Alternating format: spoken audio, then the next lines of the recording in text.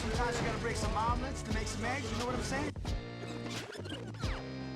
According to the Washington Post, more than 70% of American teenage boys have played the violent but popular Grand Theft Auto video game, and they are more likely to have been in a fight than those who have not played. Violence is everywhere in the media now more than ever. Recently, Gilbert Arenas of the Washington Wizards set a terrible example when he brought a handgun in the locker room. His violent act received unlimited coverage in the news. Why is violence so pervasive? Dr. George Gerbner notes. Violence, and why is it so pervasive? Many people say, well, that's what the people want. It doesn't take great talent. It doesn't take a lot of time. It doesn't take much creativity. It can be plugged in whenever a dull program is beginning to lag. Exactly how much violence is in the media? According to the Senate Committee on the Judiciary, by age 18, an American child will have seen 16,000 simulated murders and 200,000 acts of violence. Television alone is responsible for 10% of youth violence. In a study analyzing programming from 1993 to 2001, it was found that the level of violence in primetime programming remained at about 5 violent acts per hour. ACT, or Adults and Children Together Against Violence, conducted a study. Findings showed that among those who watched less than an hour of TV a day, 5.7% had committed a violent act that resulted in serious injury. Among those who watched 1 to 3 hours per day, 18.4% had been violent. Those who watched more than 3 hours a day, the rate of aggression was 25.3%.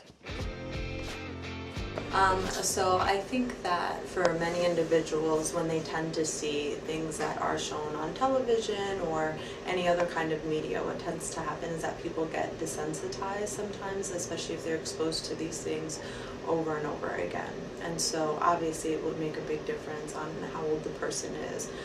But we see for children and particularly adolescents as well that it's not a good thing for them because their minds are not as developed, and it's very challenging for them to kind of be able to identify reality from fantasy and realistic consequences to action. So especially for people that are younger, it tends to have the effect of desensitizing them and also sometimes leading for them to engage in behaviors that they don't really have a good understanding of, and that they can be potentially harmful to themselves and others. Great. What do you think should be done? Well, I mean, there are obviously some things that are done in terms of PG ratings and things like that.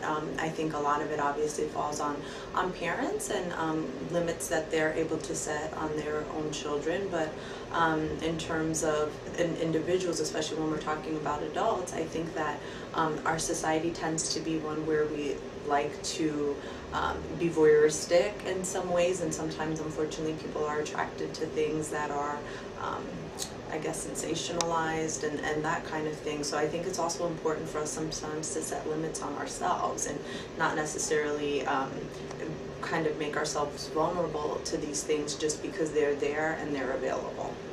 Great. Do you think like major changes would be likely?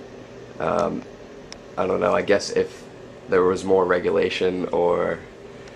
I think unfortunately it's maybe sometimes one of those things that when horrible or really negative things happen, people tend to take a look back and say, what was it about this situation? And so if there were someone that said, I did this as a direct result of seeing, playing such and such video game or seeing this in a movie, and I watched it and studied it over and over again, then I think that, we tend to get groups that will rally together. There'll tend to be some legislation that comes about in reaction to things, but that for the most part, I don't know that people necessarily take proactive attempts to kind of better regulate these kind of things.